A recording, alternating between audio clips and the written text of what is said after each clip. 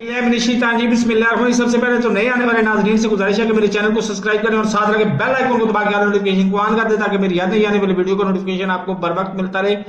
हमारे मुल्क के अजीम जर्नैल जिन्होंने पाकिस्तान के मुश्किल तरीन हालात में इक़्तिदार को संभाला, जब नवाज शरीफ फिरौन बनने जा रहा था अमीरुल मोमिनीन के नाम पे, उन्होंने इक़्तिदार को संभाला और 9/11 के बाद पाकिस्तान को इतने टेक्निकल और इंटेलिजेंट तरीके से उन्होंने 1-2 दिन नहीं 9.5 साल पाकिस्तान की एटमी असासों को भी महफूज रखा और अमेरिका से भी बना के रखी।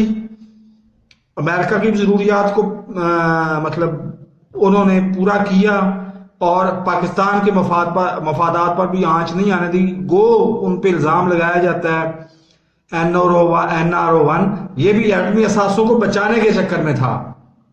बहरहाल उस वक्त तो हर कोई सलूट करता था, आज मैं उनको सलूट करता हूं इस तरह से। Syed Pervez Musharraf welcome back. और मजे की बात कितनी है कि वो पाकिस्तान में नून लीग की हुकूमत में आ रहे हैं। ये है बहादुरी, ये है बहादुर जर्नैल की निशानी। तो मेरे चैनल को सब्सक्राइब नहीं किया तो सब्सक्राइब कर लें, साथ लगे बेल आइकन को दबा के ऑल नोटिफिकेशन को ऑन कर दें ताकि मेरी हर नई आने वाली वीडियो को नोटिफिकेशन आपको बर वक्त मिल सके। अल्लाह हाफिज।